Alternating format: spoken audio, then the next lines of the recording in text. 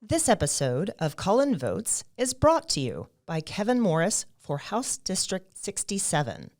For more information on Kevin and his campaign, go to kevinmorrisforchange.com. That's Kevin Morris, F-O-R change.com. Hi, and welcome to another episode of Call-In Votes. I'm Shauna Monahan, one of the hosts. Along with me is also Jeff Williams. Hello. Hello. Jeff is running for County Commissioner of Precinct 4. And today we have the pleasure of meeting with Kevin Morris. Kevin is here to talk with us about running for State Representative, House District 67. That is correct. Thank you so much for having me. Welcome, sir. Thank you. I've been looking forward to this because we've seen each other a lot at different events, but we really haven't had a chance to talk. Yeah, I haven't really had that chance to. It's been like the cordial, hey, how's it going? Right. How's your campaign? And we haven't talked about much, so this will be good. Which is weird because it seems like every event has the same people there. Yeah. You think we'd know each other pretty well by now? Kind of make the rounds. Yeah. Yeah, it's like a little club of 6 or 8 of the people that I see every single time at all the events. It's just like, hey, how's it going? I don't know anybody. Right. But hopefully this will change that so you guys can get to know me a little bit. Absolutely. Yeah, eventually we want to talk to some people that will actually vote for us, That would be outside good. of that group. Yeah. That's so funny. Well, speaking of which, you're not a Dallas native. I am not to Texas. No, I'm Okay. not a Texas native. I was born and raised in Michigan. I've been in Texas for about 13 years now. Love it. But I don't have any issues fundamentally with Michigan. It was just enough for me. I kind of had reached a time in my life where I wasn't accomplishing anything that I wanted to. I wasn't a fan of the direction that my life was going, and I had seen enough friends kind of the same path, and I can, I'd look 5 years down the road, and I just didn't really see myself finding a professional career or any real anything to really be proud of. So I I had a friend of mine that literally told me just to throw my clothes in my car and come down here. And after about 6 weeks of thinking about it, I kind of just did that through anything that I needed. I had a place to stay for a month before I had to really grow up and figure it out. But That sounds familiar. We came here under similar circumstances. Oh, really? Yeah. Well, in my case, it was a hurricane, but I that's basically right. threw what I had in the trunk of my car and came here. So A little bit more duress on his end, but Well, I was a little more traumatic. Yeah. It wasn't like a natural disaster from me that I was fleeing from. It was just a disaster. Yeah. Just trying to get. Yeah, I went back. Was back in the Detroit area, actually all over the state this summer. It's come a long way. Yeah. It's really cool to see, but I can't. I go back there and 1 or 2 days is enough for me. Unfortunately, sorry, Michigan friends. How's your wife like it? Michigan? No. Oh, Here. here? Oh, The adjustment. my wife is actually from Nebraska, so we're two Yankees living together in Texas and married and everything, all that fun stuff. She loves it. It's his own special little animal. Yeah, I guess that's why I was wondering. Yeah, Texans are a little different than people from other they states. are. Yeah, I did an interview just a couple days ago with a blog, Progressive Stories of the South, and they're doing a spotlight piece on different candidates in state races all throughout the month of February, Texas state races. And he asked me specifically, like, what is it about the South? Like, what makes the South different? And I had never really thought of it, but it's not hard. It stands out. Everybody's proud. Like, Michigan doesn't have the same state pride as people down here. I'll never officially blend in because I don't know if I have the accent or anything like that, but there's just so much that the state pride is. Yeah, everybody huge. has something in the shape of Texas. Yeah. Their home or something like that. A nice star on their door. You can buy almost anything in the shape of Texas, like a waffle iron, a cutting board. It's pretty tons of stuff. impressive. Yeah. It's a lot. It's It a lot. really is. Yeah. One of the things that always stands out to me about Texas versus like other states is you can be from the smallest, tiniest part of Texas or from one of the largest cities like Houston or Dallas or whatever, and we don't care. It's still, if you're from Texas, it's all right, man, that's fantastic. You come from another state like California or something, and it's like, oh no, Long Beach is better than San Fran. Like everybody thinks their place is, but not Texas. If you're Texan, you're Texan. And Michigan, it's like, do you know somebody in Kalamazoo? I'm like, No, I don't know. no, I'm sure I know A lot of them, family lines. Yeah, it's one of those, like, if you know the same city, then automatically you know people in that city or something like, or if you've heard of it, I don't know. Yeah, that's great. It's just one of the, I'll be down here and somebody hears I'm from Michigan, or they'll see my keychain with the Michigan logo and everything, and like, oh, I know somebody in Sault Ste. Marie. Great. Awesome. Cool story, bro. Yeah. Yeah. Great. Cool. So you mentioned you moved basically for like career opportunities. Mm-hmm. What career is that?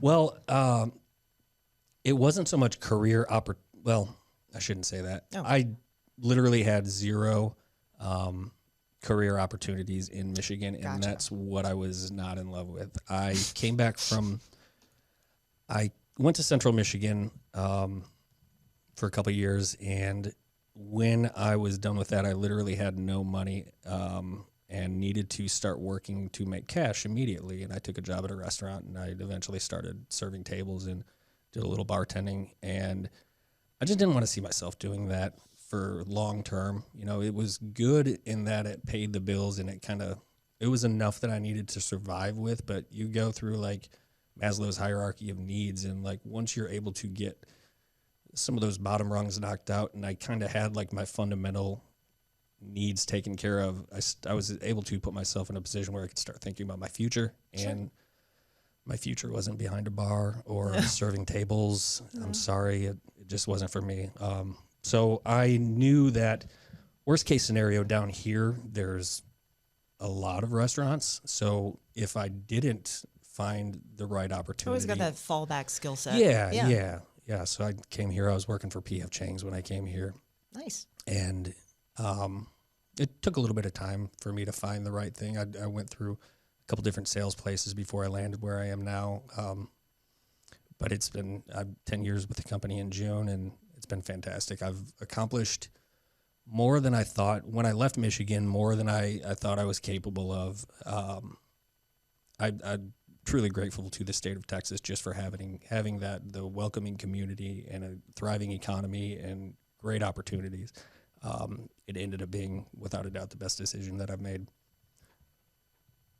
Yeah, it was very turnkey. Yeah. You know, just kind of, you're here and Yeah. you just jump right in. Yeah, took me a little bit of, I think we need to just, at times in our lives, like it's just a little bit of figuring it out and trial and error. And once you kind of figure out your path that you're on or that you want to be on, then it's just a matter of, okay, go. Yeah, that's very true.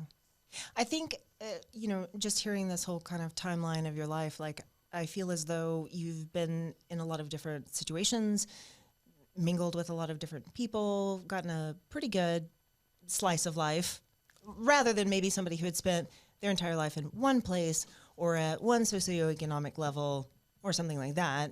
You've gotten to kind of experience a bunch of different situations. Yeah, I would say that's accurate.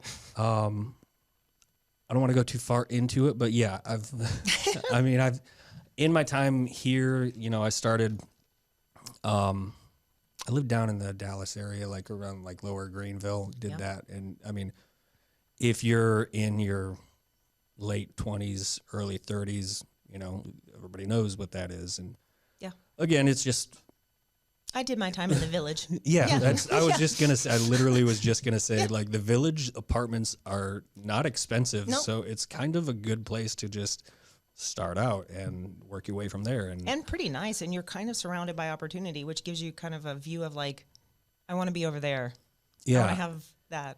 And I'm not going to lie, I really loved the fact that everything was right there. Mm-hmm. Like, I didn't have to go drive very far to No. get Whataburger.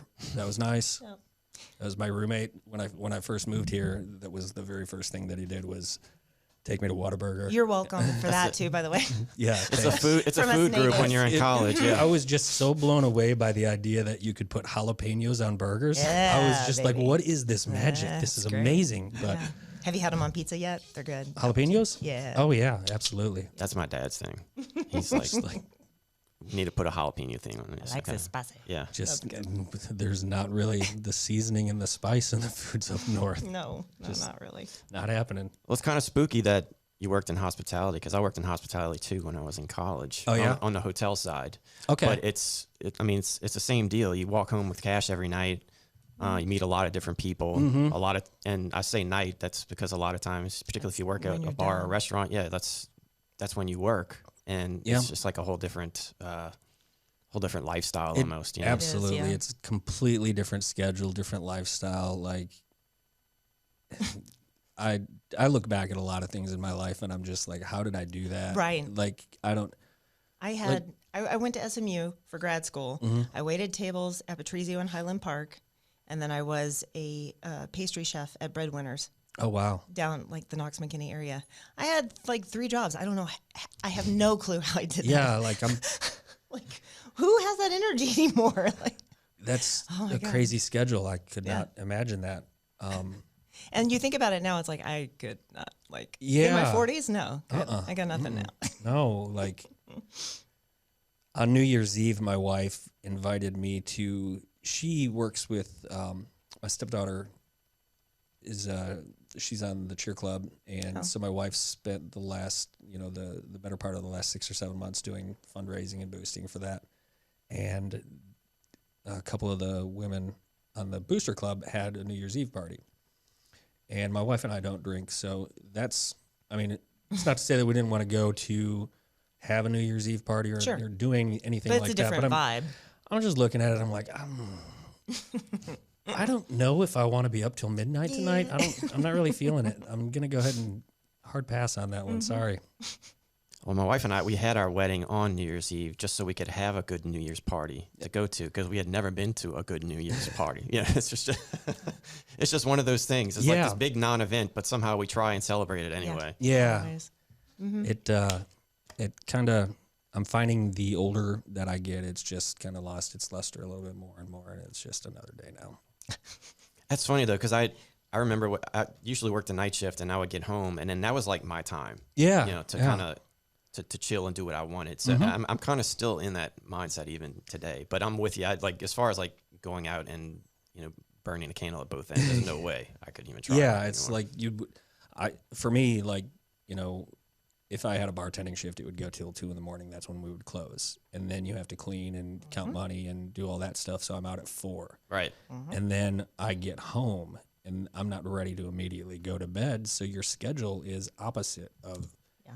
anybody else with a normal schedule. So it just does not do well with going and trying to find any type of professional job because That's one the of schedules don't mix. Like you can't look for. You have to make a decision. You've got to figure out: do I want to do this, or do I just want to sow my oats and see how it works out with this? Because what you're getting at is there's usually a lot of circumstances that keep people kind of in the place that they are. yeah, And it makes absolutely. it difficult to get that big push over the speed bump to go to a different level. Yeah, it's safe, Yeah. and people don't like the uncertain. A lot of people don't want to risk what they have and what they know and what may be adequate to do something that could be great or it could be mind blowing. But people are comfortable and they stay in the same spot, and that's what I wanted to try and avoid. Right. So did your when would you say you started to think or be political? I mean, did it? I know for me it was after, I had given that up, given up the hospitality thing and was more centered on finishing school and getting into the workforce. But so where did it kind of happen for you, and what was the? Well, as far as doing something, like actually acting on it, because I've always had a mind that was very, I was just always interested in politics dating back to when I was a very young boy. I actually had I had like these reoccurring nightmares that I was like running for office and like people were saying mean things about me. And I would always wake up with heart palpitations, and my mom had no idea what I was talking about. And I now know, looking back, that it was just general anxiety. Sure. But it was always what a like funny thing to fixate on. Yeah. I was just like, and I was like 8 or 9, so I'm having like these panic attacks, and it's because I'm having these political nightmares. People are saying mean things about me, and now here I am. Wonder where I get my anxiety from. Bless your little hearts. But didn't Freud say that dreams are wishes? Yeah, or unconscious thoughts. Yeah. Absolutely. Yeah, it's jarring that I would know that early, that this is something I might want to do. Right. So does that mean now you try not to read like review articles from you, or like check the comment section online or something? Like, I don't want to hear it. I will. Yeah, I would fixate on that. Yeah. I'm a people pleaser, so that would be difficult for me. Yeah. I was in the middle of a thought, though, and that's why I brought this nice pad of paper so I could complete thoughts and not lose my train of thought, because that happens quite often. But Jeff, what were we talking about just a moment ago? When you got onto like the political bug. When did I get onto the political bug? So for me, this realistically became something that I wanted to pursue or get involved with about 2 years ago. I started researching what I might be able to do to impact change, or to have any potential of, reaching out and finding like-minded people. It was after a change of party. I'm a former Republican. I was raised in a very Republican home, and that was about 2016 was the last time that I had involved myself in anything Republican, and that means that sadly I did vote for Trump. That was a very, very difficult decision, and one that I regret. I hope that doesn't come back to hurt me by we appreciate vocalizing your honesty. this. Yeah. I'm just checking my polling numbers right now, and they're tanking. But I didn't vote my conscience. I knew it was not the right thing to do, and somehow I was affected to just one of those. I think I'm making a bump on the table here. Sorry about that. It was just one of those things where it was, well, this is new and different to me. Like if I vote the way that I haven't voted before, and I just did what I knew, and that was the last time that I did that. So about 2 years ago is when I went down a little rabbit hole. I saw a Dallas Morning News article about Van Taylor. He's the Republican that is in my congressional district, and it's not because I love Van Taylor or anything like that, but it was just an article that kind of charted out or made clear his ascent to, United States Congress. Right. And I thought it was kind of cool how he worked it out. And he started out as a precinct chair in about 2004, 2005. Mm-hmm.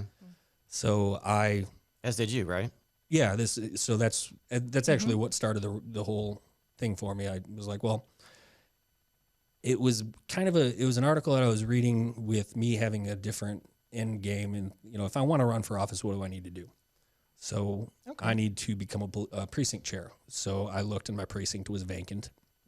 So I applied to become a precinct chair, and that took about 3 months to talk to various people within the party and get vetted and get appointed as precinct chair.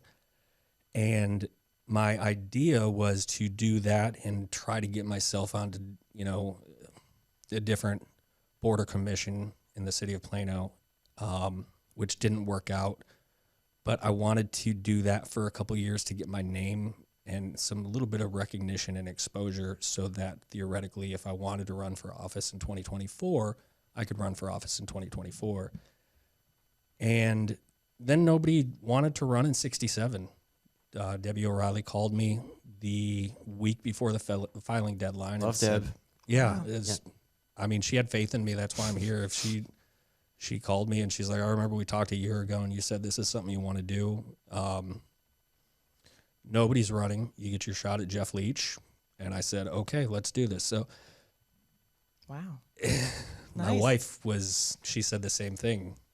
Wow. Because she didn't know what this entailed. And really, honestly, neither did I. But I figured the worst case scenario, somebody needs to run in 67. I'm not going to, if I can do anything about it, I'm not going to let Jeff Leach just run unopposed and have an open check with his huge war chest that he can just cut to other state district races. So I wasn't going to allow that. And at the very least, this is going to get the experience and exposure that I need. I'm going to run for 2024, regardless of the outcome of this. One of the things that I think about District 67 is it's lacked consistency in the candidates. And I have every intention of kind of calming that down. And I intend to be a name that's around here for the next near future. So Kevin Morris for 67, get used to it. I like it. Well, that and the way that, the maps look like a jigsaw puzzle now, and yeah. Yep. It's interesting the way that they cut them, because I don't know the intricacies of who the legislature was trying to keep out of 67, but I know that they were we get our stories of how the maps are made, but I can't really draw the map with my hand that I want to do, because this is a podcast and people can't see what I'm doing. I got to keep that in mind. I'm like at the very, very, very southwest corner where it does this weird little jigsaw, and I can walk out like my backyard, just hop the fence, and I'm in 66. It's really weird. Right. So but none of it, it's out like on its own little weird peninsula. So they unintentionally kept me in the district. So They made a big mistake. yes, they did. Because now I'm coming for Yeah. It'll be funny when I win and they're like, we didn't know he lived there. Oops. Little did they know that I was waiting in the wings. That's great. still it's interesting though because I keep coming across these parallels between your Senate and mine. Sean has kind of been with me for part of the way, but 2016, I had always been a loyal Democrat, but in 2016 was when I was like, okay, I got to get skin in the game, and it's funny how just one man managed to generate so much feeling among the populace. But yeah. But I started as a volunteer, helping people register to vote and stuff like that. And then a year later, in the off year, I got a call from Deb. Yeah. But she was actually just reaching out because she was working on a campaign and just wanted to get my point of view. And to me, that was the first time that had ever happened to me. And then I was so glad that she did. And I gave her my 2 cents. And she asked me, it was like, what issues concern you the most? And the one I gave her is still the one that I keep batting heads with over people every day, is messaging. Just how poor we've been at that job. Yeah. And she knew my background in finance and economics. She's like, well, why don't you come and talk to? This was Adam Bell, who was the candidate she was managing at the time. And then later on, we just became friends. And later on, I used my company to sponsor the Ann Richards dinner. We've done that a couple of times. Nice. And I've gotten to know. So I kind of bought my way in. Yours was a more natural ascent, but yours was more organic. I kind of just skipped over a few steps there.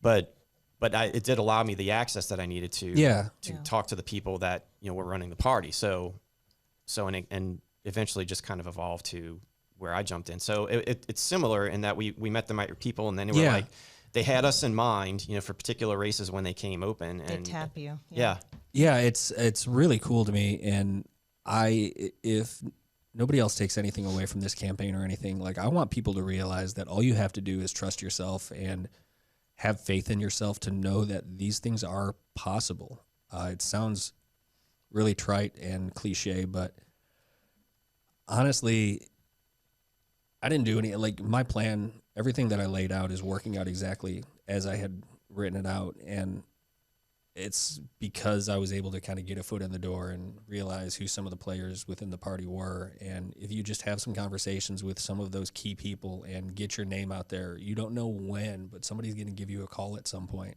So if you're out there and you feel like your voice isn't being heard, you can do something about that. You just have to speak up. That's the one thing I can't emphasize enough, is that be vocal.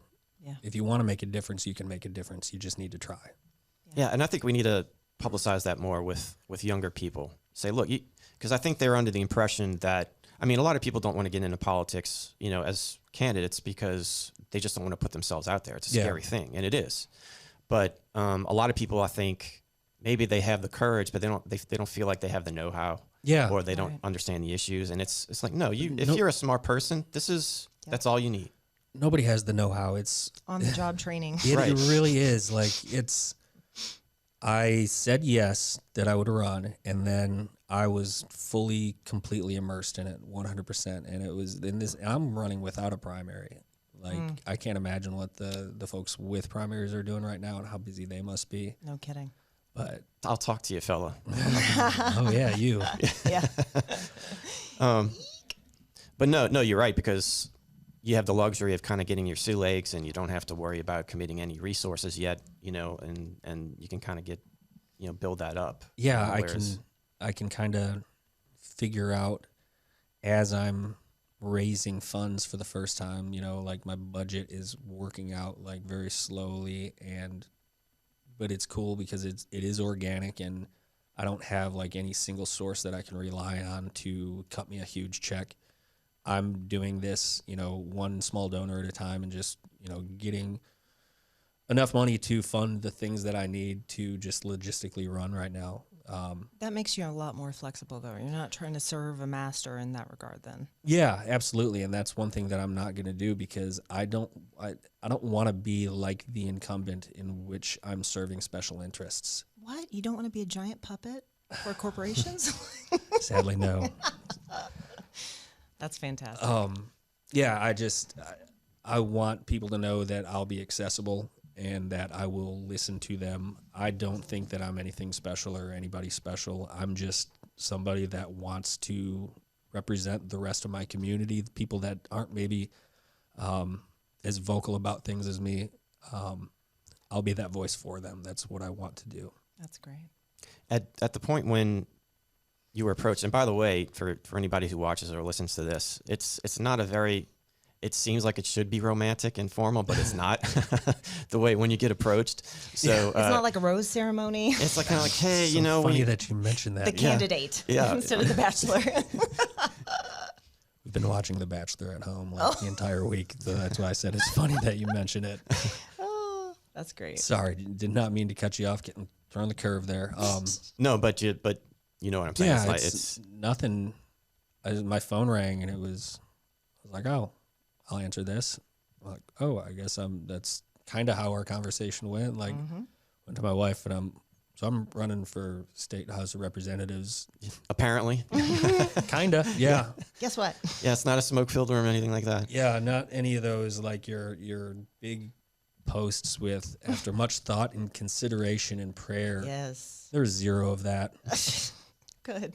I like the honesty. Yet Well, again, I knew that I wanted to do it, and I mean, here we go. yeah. Yeah. Did you have a pet issue in mind though that That got right you around started? the time where it happened, where you're like, okay, cool, there's something that I want to dive into, you know, that I can bring with me. You know, it's in my wheelhouse. HB 19 is,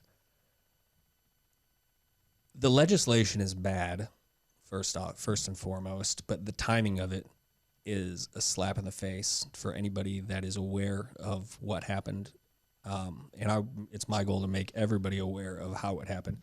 Yeah, for those that don't know. Yeah. Yeah, For those that please don't do. know, HB 19 is legislation that allows trucking companies to, I'm trying to think of the best way to word it. It prevents prior litigation from being used in a court argument, you know, by a trucking company or against a trucking company. So if you have been in an accident, if you're a victim and you're going to sue Big Truck, you can't use their previous history to develop a consistent pattern of negligence or anything like that. So the legislation, and this is Jeff Leach's, his Baby. Like a 10 baby issue. from the 87th Sure. legislative session. But he also represents them, from what I understand. That is a job, special interest, very closely related. So it's kind of protecting himself or pleasing his donor base. But So first, my question about that is who in my district is actually asking for legislation like this? No kidding. Because it doesn't protect anybody. It doesn't do anything positive for anybody in the community. Nope. But the bigger issue that I have with it is the timing of when it was filed. If we remember the winter storm last year, that was the week of February 13th through the 17th. Jeff Leach filed this on February 24th, which to me is a huge slap in the face. Thankfully I didn't have pipes burst or anything like that in my home. But presumably, instead of responding to emails, freaking constituents that are freaking out about what's going on, when can we hear more about what's going on with ERCOT? When are we going to find out about these rolling blackouts? When is my power coming back on? I sent him an email. I was following his Twitter feed, and I'm like, dude, what's going on with this? And I got an email, like an auto response that said, over 2,000 people have flooded my email, so I can't respond. I'm like, dude, this is your job. You have to respond to this. And he's, instead of responding, and I can't say this for certain because I don't know what he was doing, but he chose not to respond to emails. He just went with a blanket statement. And then 1 week after this is when this legislation was filed. I'm too busy drafting legislation. Yeah, that doesn't do anything for anybody in my district. Great. But I'll get donations next time around. Yeah. So that right there. Do you know if there was anybody that was contributing to him and his campaign or anything that had interest in the trucking? I haven't. Haven't really looked that far. I mean, one could guess. One could. I'm not going to presume on that, but to answer your question, I haven't looked at his filings from that time frame, so I can't answer it definitively. Fair enough.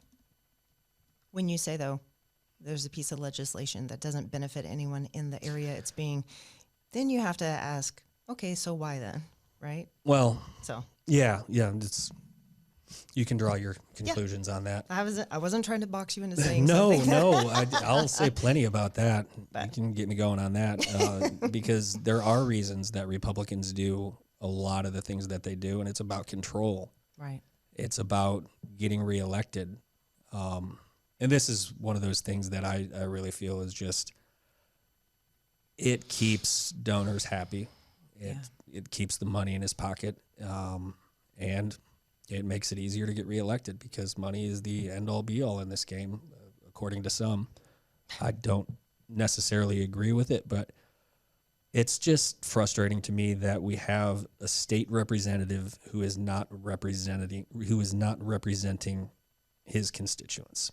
Right.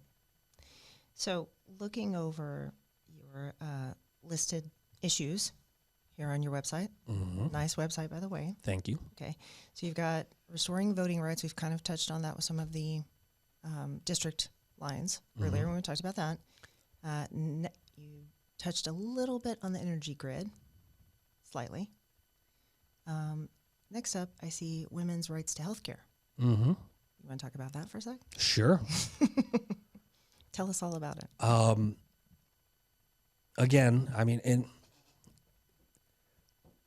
we have to ask ourselves who is asking for legislation like this. Right. As I can't speak for women because obviously I am not one, but kind of specifically, one of the biggest things happening somewhat lately is Senate Bill 8. Yeah. Right. So okay. Yeah.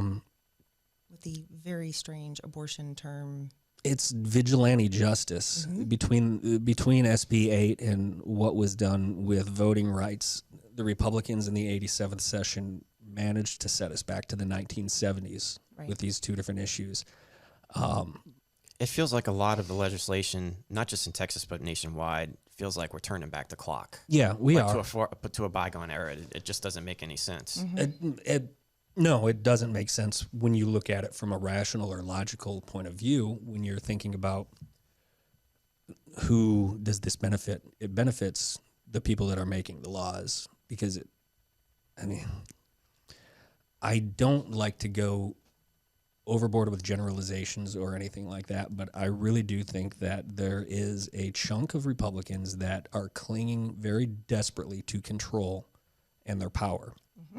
And these things, voting rights, women's reproductive health care rights, these are different ways that they can exert their power.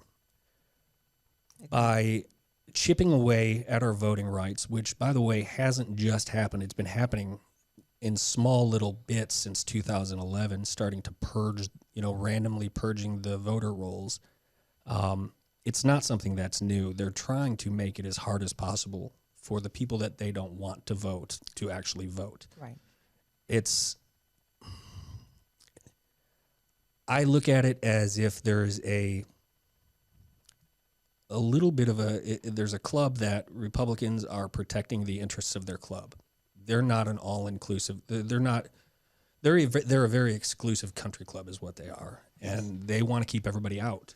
And over here, we're Democrats and we want to be inclusive and we want everybody to have the same fair shake. Mm-hmm. We want everybody to have opportunity. We want everybody to be treated with dignity and compassion and humanity and respect. And part of that's why it's so frustrating just to see some of these egregious laws that are being passed and realizing that at the end of the day, it's just protecting their ability to get reelected. And really, that's the only thing that they care about. I don't know if that makes any sense. No, it does. Yeah, the fight to remain relevant. And yeah. I mean, I've been telling people in the party for a while, I said, if we're ever in a position where Texas flips blue, it's game over. Yeah. Because then we have California, mm-hmm. Texas, mm-hmm. and New York. They mm-hmm. can have Florida and Ohio. Mm-hmm. We don't care anymore, but I think it would be such a psychic, nod to that it would just their circuits would blow and that would be it, But then we did say, there was some of that, although it wasn't coming from me, but when Obama was elected, there was obviously a lot of soul searching. I mean, there was that infamous dinner, that night mm-hmm. of, election night in Washington at the steakhouse where they basically decided, okay, we're going to, obstruct everything that comes out of this guy, out of White House. And then we're going to slide back in. And, and I hate to say to a great degree it worked, but it has, because we have not been able to move forward in any aspect of what our agenda is. The Republicans, Mitch McConnell, has just made it his goal to obstruct everything, and he has. They've done it successfully. I think it's very telling when you start seeing people leaving the Republican Party because of the direction it's taken. Yeah. Like that's super rare. Exactly, yeah. At some point, you Which probably is why wondered. I was glad you said that in the beginning. It's like, yeah. I think it's important to understand why, the fact that it's not their party anymore.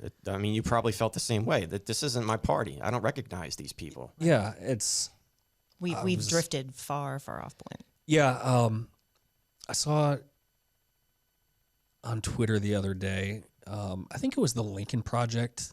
Mm-hmm. Right. It was one of their. It was I don't know. You may have seen it, but what do Republicans stand for? Joe Biden saying, what is it? Just name me one thing that Republicans stand for. They don't stand for anything. There are no ideals. Yeah, nothing from issues. It's you can pretty well talk to a Democrat and know what the top 3, 4, 5 legislative pressing issues are. Mm-hmm. With Republicans, it's just be in the way and get elected. That's it. Right. Well, and it's funny. I was having a conversation right before we came here with a good friend of mine, and we were talking about how Donald Trump was pure id. In other words, mm-hmm. even if you didn't like him, you projected those emotions, most of them negative, onto him because he was a perfect filter for that. I think he was the one candidate that Republicans had always wanted that they never got, because he finally put, mouth to ear and said, he wanted to do all the bad, horrible things that Republicans have secretly wanted to do for decades, and he doesn't care about what people think about him. Right. Total shamelessness. Yeah, absolutely. Overcome the party. Yeah. I can see him. Once again, he's just stroking his mustache, his handlebar mustache, and yes, it's all working perfectly as planned. But yeah, I totally see that. I've always thought of him a bit like a mercenary. Like he's really just out for himself. I mean, and I'm like, if you want to pay me to kill somebody, I'll kill them. Well, I don't have any loyalty really. Yeah, kind of not to any particular cause. I'll carry the message. Yeah, that's cool. At what point in Donald Trump's life did abortion become an issue? I mean, I guess when he needed to pay a prostitute to do it. I don't know. Yeah. Like, if I had to guess, no compunction probably then. Not that I know that he has. I'm just. Yeah, I know, but one can But this is what we think. assume. One of the things that I think is funny about the whole thing, you said, Republican Party has no issues. It's so, it reminds me of a really bad comedian doing stand-up when they were like, so how about them Cowboys? And everybody's like, yay. And Yeah. it's like, that's not a joke. That's not a joke. That's not an issue. So when someone says like, I'm here to support, the Christian way of life and the American way of life, that's not an issue. That's Yeah. a soundbite that makes people clap. That's not the same thing. Guns and America and Right. church. Can you name an issue that you held when you were a Republican that you've changed on Yeah. now that you've... Abortion. Okay. I mean, so in part of my becoming a Democrat and kind of finding myself was realizing that in my process of growing up and finding myself and finding what my ideals and my values were, there are certain values that maybe I had gotten from my family that I didn't necessarily want to espouse in my life. Right. And one of these things is, I have to find a way to articulate this because it's been on my mind for a long time, and I don't want to. I know we just kind of got off in the weeds a moment ago, but we started out talking about women's reproductive health care, and what happened with SB 8 is vigilante justice that set us back to the 70s, and essentially, women are fleeing the state of Texas to go get abortions right now because they can't get the care that they need to get here in state. Now, the fact that we have to do that we have to drive women to do something that should not even be a conversation that we have. Right. That should be something that is done between a woman and their doctor. Right. The fact that we're having this conversation it's laughable because it's not laughable because it's infuriating is what it is, because the Supreme Court spoke on this decades ago. Roe versus Wade, like, this is the law of the land, but in Texas we're finding a way to dance around the law of the land, which is just, it should infuriate people. Well, now they're working on repealing Roe versus Wade as well. Yeah, Hooray! because this Supreme Court wants to get rid of precedents, and if we get rid of that, it's sad to think about what can happen. But I don't want to get so as far as abortion. Right. So I was raised in a very religious home, and that was part of the church that I went to when I was growing up. I think they did things the right way because they didn't really talk politics. They thought about right and wrong, but they didn't endorse certain candidates or anything. It's nothing like it is now, with mega churches. Screaming, "Let's go, Brandon!" from the pulpit. Yeah. Yeah. Did you see there's a Let's Go Brandon store that's opened in McKinney? No, by the that's way. fantastic. Being Christian is partisan now. Yeah, Particularly it really in Collin is. County. Right. And it's amazing. Yeah. So I'm going to try to articulate my thought on this. But so just to kind of shorten what I'm getting at is, I thought abortion was a horrible thing. And now when I realize it's just different as a 41-year-old man, the thoughts that you have as opposed to, 13-year-old. I probably shouldn't even really be hearing about it. Right. It's not a conversation that you need to have. It's not a conversation that my parents had with me or anything like that, but I knew what it was. And the church is like, abortion's evil. Mm-hmm. Well, guess what? Churches make it to be a moral issue when in a lot of cases it's a women's health issue. It's a legal issue. It's a legal issue. Mm-hmm. But churches can make it a moral issue so they can get donations, so they can donate to politicians, and the politicians can stay in charge, and the politicians can keep their control. Yeah. It's a vicious cycle. But the politicians with the control also then support the edicts of the church. If they can vote legislation that, see what I'm saying? So it cycles back around. The church is a giant special interest group for the politician. But here's my question. So Jeff Leach and Brian Hughes out in, I believe, Tyler, the senator that, the heartbeat bill, they care so much about unborn babies. But not where programs. are the social policies that will help the teenage mother that is having this baby, the dreams that she is going to have to give up on by, who's going to pay for childcare? Not us. Who is going to which is a major issue right Who's now. going to pay for her to go to school so that she can continue to get her education so she doesn't have to stop her life right now because it's illegal to get an abortion because she made a mistake? Right. Like, where are the social plans in place? We care so much about the unborn baby, but we don't care about the living. It's disgusting. It is. This is one of the reasons why I firmly believe that Senate Bill 8 is not just like political, not just religious. It's literally racist. Because if you think about the majority of people who would benefit from having an abortion, most of it is like young Black women. Yeah. Someone like me, I have a lot more ability to go out of state, do a thing, a lot of money to do that. But people who would need that more often, yeah. Where's the local transportation that takes you out of state? Right, and it just kind of keeps the divide widening. Mm-hmm. It doesn't help to close it. No one's working to help to close it on the Republican side. Well, not that I've seen. No, they're not, because they know that at the end of the day, abortion is an issue that really it accomplishes a lot of things. It's a great talking point. Mm-hmm. It's a great talking point. It allows them the leverage of the moral high horse. Right.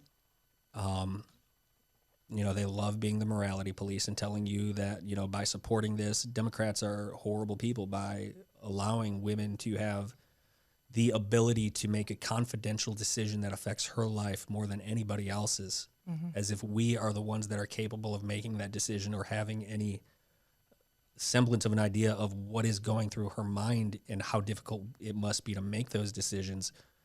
Right. Their position presupposes a huge number of conditions that we know they can't possibly meet. Mm-hmm. Like you said, the woman is healthy. They have a support system, not just, it presupposes their financial support system. Yeah. Right. It presupposes that your country club dad and 16-year-old girl gets pregnant, and country club dad and family have the means to support this, and they have a nanny. They have all the means necessary to make. But they also wouldn't do that.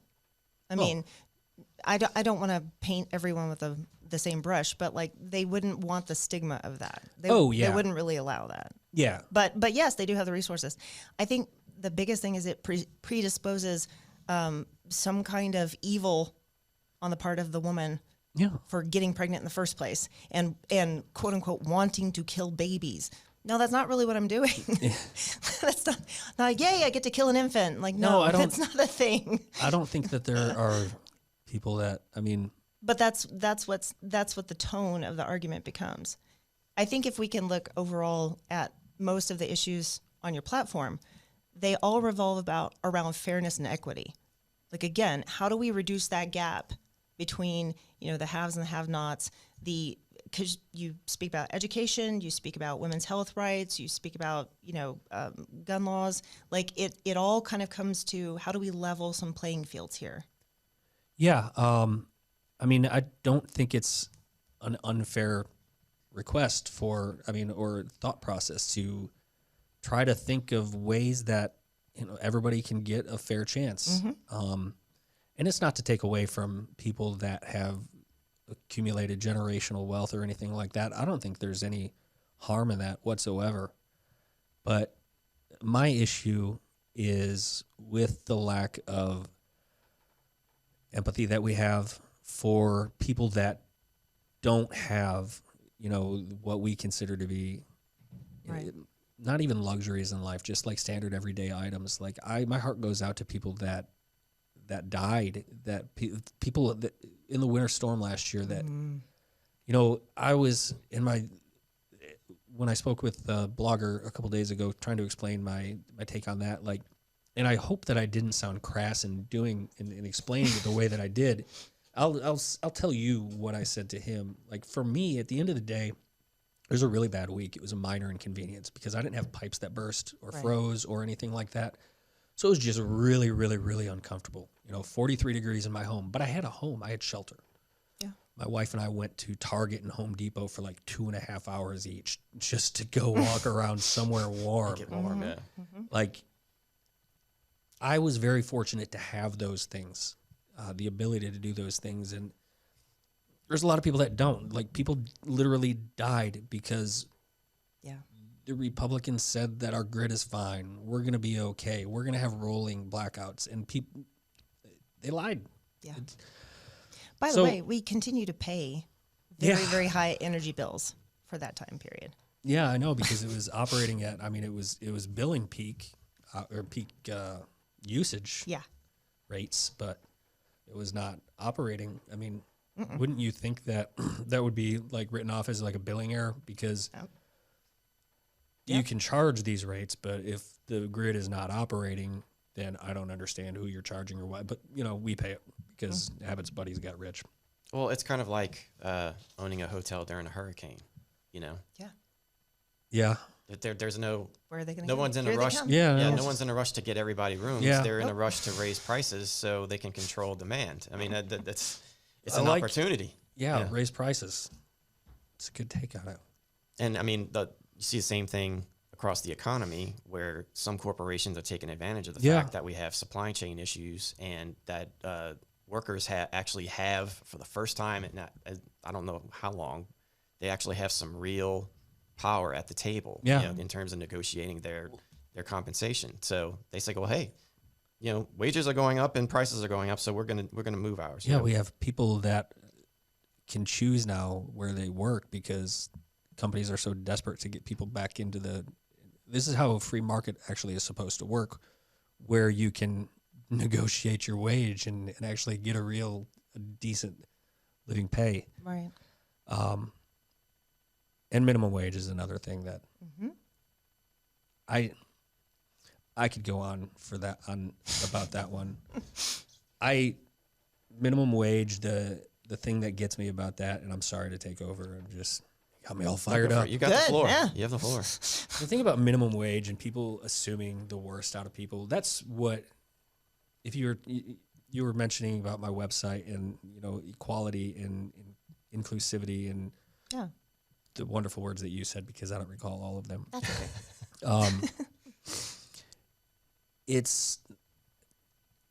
I just totally lost my train of thought. My goodness. Minimum wage. Minimum wage, yes. So everybody assumes, not everybody. Okay, bad generalization. There's a large group of people. large group of people within our population that assume the absolute worst out of other groups of our population. And I like to assume the best out of people. I like to think that, because I know how it was when I was a kid, when I was young, and I started working a minimum wage job. Jeff, what was your first job and how much did you make?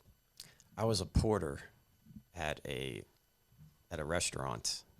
It was actually kind of like a local restaurant in New Orleans. The owners had taken over a McDonald's and converted to a drive-through where they sold like hot plates and stuff. Yeah. But for $4.25 an hour, There you go. I was out in the heat, Yeah. unloading boxes, literally climbing over the top of a dumpster so I could jump on the trash and mash it down. I mean, Yeah. all for $4.25 an hour. When That's the number I was looking for, to be honest with you. And at the end of the week, if I wanted to, treat myself and buy, like a new shirt, bye-bye paycheck. Yeah. That's it. Yeah. Yeah. But so you started out, you were making $4.25 an hour. Yeah. My first job, I was a fry chef at Arby's, Ooh. $4.25 an hour. But the first time, so I kind of had the hookup because at the McDonald's close to my house, my sister worked there, Okay. and she could get me $5 an hour. Wow. And what I'm getting at is when you start earning your own wage and having your own income and determining what you're going to do with that income, you decide that maybe you want more. Well, what do I do to make more? And people assume that the large swath of our population that makes the assumption that people just want to make $15 an hour just so they can make $15 an hour and just milk minimum wage. It's absolutely asinine because when people start making a decent wage, they get a taste of the luxuries that they've never had an opportunity to have before. And then they want more of them. And then they want more. It becomes kind of an upward spiral. Yeah. Yeah. They start looking into, well, how do I do better? What skills do I need to, what do I need to do to improve at my job or to give myself other opportunities to make more money, to be able to provide more and more. Oh, I can go to school. I need to go to school. Well, how do I do, Well, that goes back when you were saying earlier about like Maslow's hierarchy of needs. Like, I don't have to constantly stress over whether or not we're going to have food or power. Yeah. Gee, what do I do with my extra brain power now? Yeah, but Whatever you want. but we've got to get it to a position where people can start to make those decisions for themselves. It's not going to be a lazy society that is content to make minimum wage. I think one of the greatest things for our economy when we start performing like a true free market economy is when people have like the upwards mobility that we had 20, 30, 40 years ago where our economy was great. Right. We don't have that anymore. We just have giant wealth inequality, and inequality in it goes back to the club. Right. There's people in it, and then there's people that want to be in it, and then there's people that are just out here like us saying, well, we can do this, but you don't really need to have this crazy inclusive, like this club. Like, let's just make this the way that the world operates. Yeah.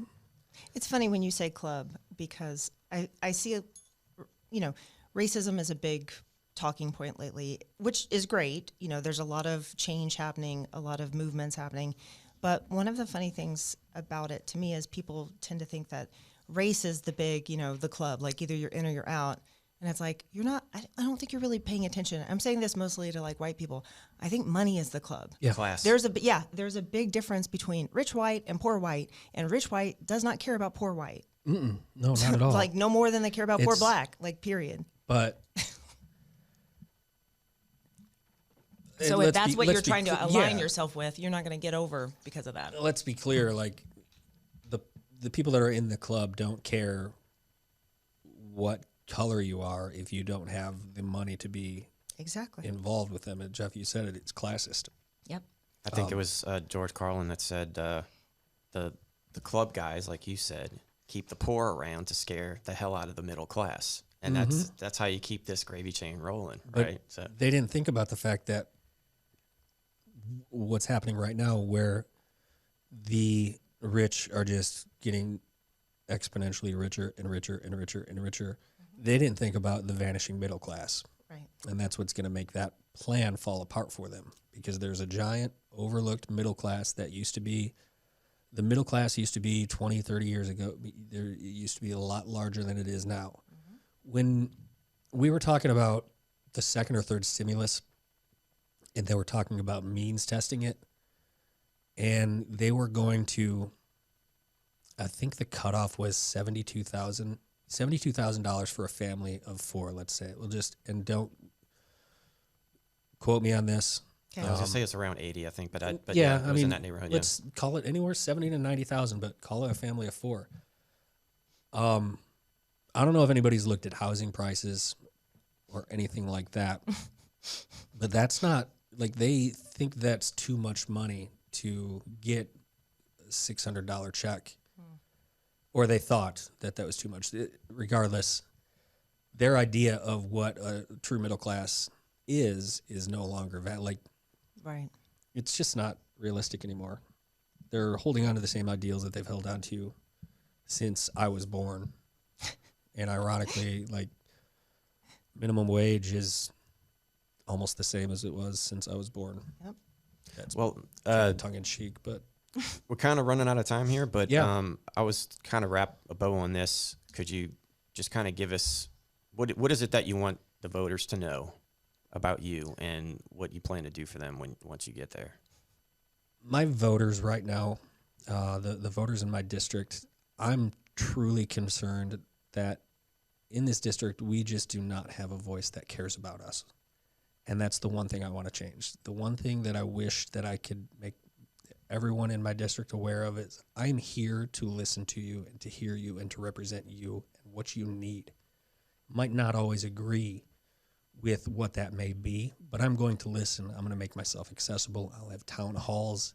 I'll respond to emails.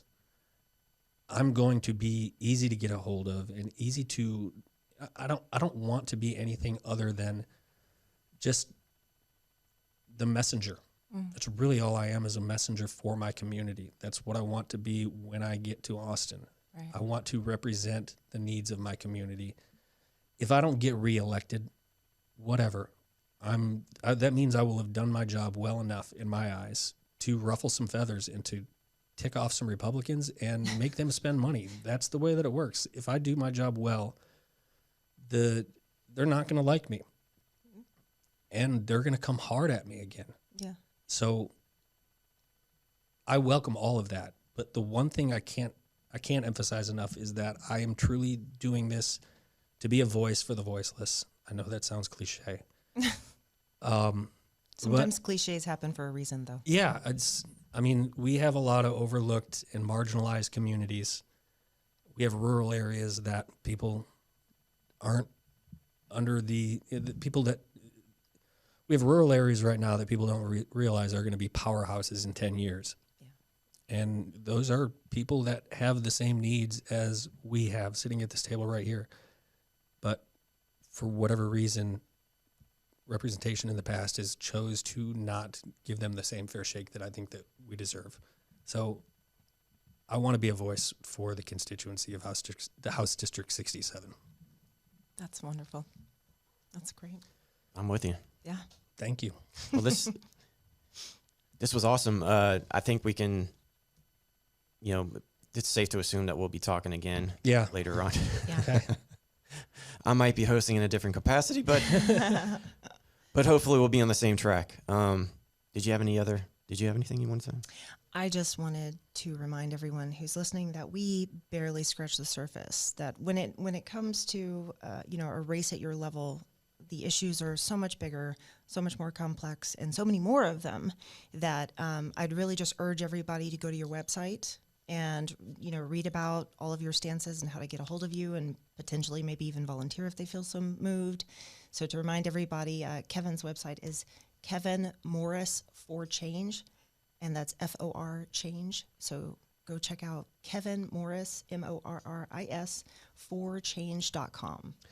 If I may, yes, absolutely. Go to my website. You can click to donate. Any support is needed and appreciated. You can click to volunteer. More importantly, get in touch with me. Talk to your friends about me. Host a meet and greet. Yeah. My campaign isn't going to go anywhere if people listen to this and just say, okay, well, I listened to something about Kevin Morris. That's good. I need people to talk about me. I need the audience to grow. Right. I need people to realize where I stand on issues and understand that I am here for nothing other than to impact my community in a positive manner. But we need to spread the word, you just talk about, hey, Kevin Morris sounds like he's got some good ideas. I'm not very good at self-publicizing, but tell your friends. Yes, tell your friends about me, and honestly, have a meet and greet. I will be glad to come and meet anybody in my district that wants to offer their house to, have 4 or 5 other people that want to get to know me or hear, have conversations or tell me how they feel that they're not being represented, because I need to know these things. Yeah. Sorry, I'm getting off my soapbox. I'm sorry. That's okay. I also see, again, on your website that you're on Facebook, Twitter, and Instagram. People can always look you up there. They can always repost things or share, things that you talk about. Absolutely. That's another way to get the word out, just saying. Can I do the YouTuber bit? Smash that like button. Right. Like and follow. Like and follow. Smash that like button. Yeah. Spread the word. Yeah. Retweet. Share any post. If you donate, share that you donated. Yeah. It's the only way that we're going to get the word out is other people seeing that someone else did it, and then they think, well, maybe I can do this. And then they tell 2 friends, and they tell 2 friends, and so on and so forth. It's better than just, thoughts and prayers.